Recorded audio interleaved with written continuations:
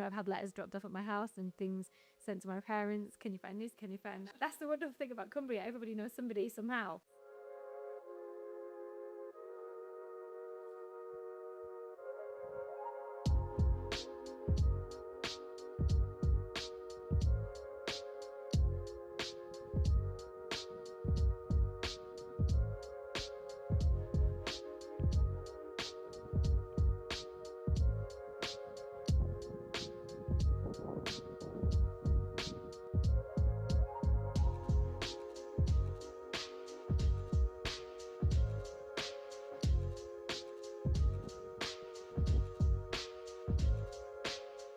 What's really heartwarming about this show is that it's a reminder that things are just things. Like the items that we give back always represent something. So it's not about them being expensive. And what's wonderful is people always feel so embarrassed about getting upset about a piece of jewellery because they're like, oh, I don't want to seem materialistic, but it's really important to me because this was the first thing that my wife bought me to symbol life together, and we've been together 40 years, or whatever the story may be. But it really taps into the value of sentiment, which I don't know is kind of an old-fashioned thing in this day and age. You're giving them back a ring that they lost ages ago, and they start talking about the day that they met 60 years ago.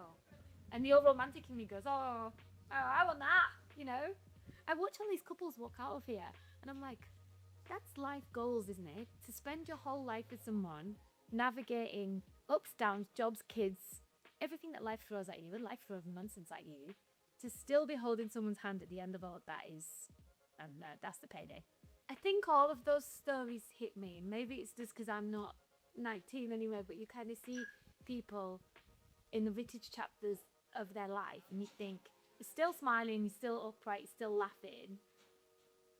That's what you want. Like, that's what I want at the end of the day. Like, you want to be able to think about your life and smile.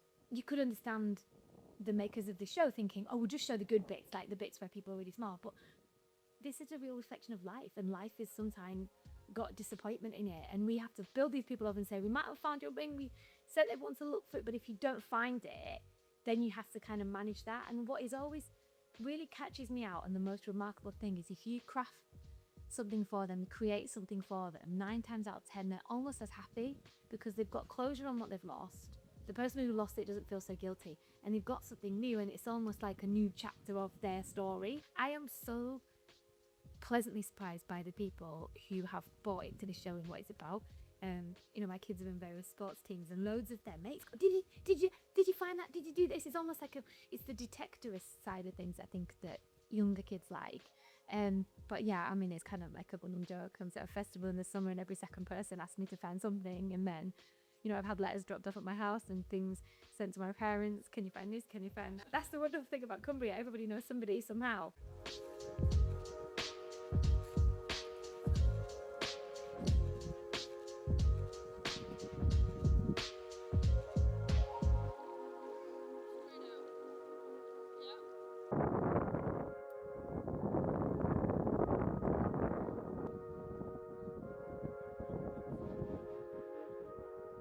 I started diving relatively recently. It was after COVID because I was like, I need to get out, like I need to do things. So I signed up for a local course, immediately fell in love.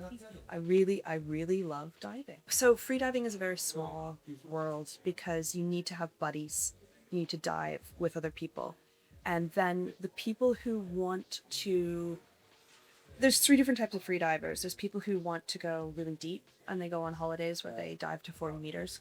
There are people who really like pool sport and they actively train for competitions and long breath holds and how long they can go under the pool. I just really wanted to dig around in the dirt and find stuff. Earlier this year, we did a little get together in February for the launch of the first season of the show, and we found a World War I grenade. So that was an active day for the Lost and Found in the Lakes crew. Ulverston Canal had a World War I grenade in it, and we cold ball squad, and they did take it away, but they didn't explode it, so I think it was inert. I think the most meaningful finds are the things that the people never think they're gonna get. I mean, there's always like things like phones and stuff, but they're a bit more replaceable. It's things like rings that have an engraved message in them, or pieces of jewelry that are just completely irreplaceable. We would do this even if there wasn't a television show. We would do this just for the fun of it. And I've got a list of things that I just want to go back in my own time and look for again. If we don't find something, we don't forget that we found it was someone's phone and they had a little baggie of drugs in. We had to call the cops for that. We did find quite a few bullets that had been tossed over a bridge into the water. There's been more than one hard drive wrapped in plastic and filled in a bag with rocks. There are like questionable things. On one of the dives we did earlier this year, our metal magnet fisher took a large machete. So yeah, there are things that people want to get rid of that we have recovered. And see, don't get rid of your bad things in the water.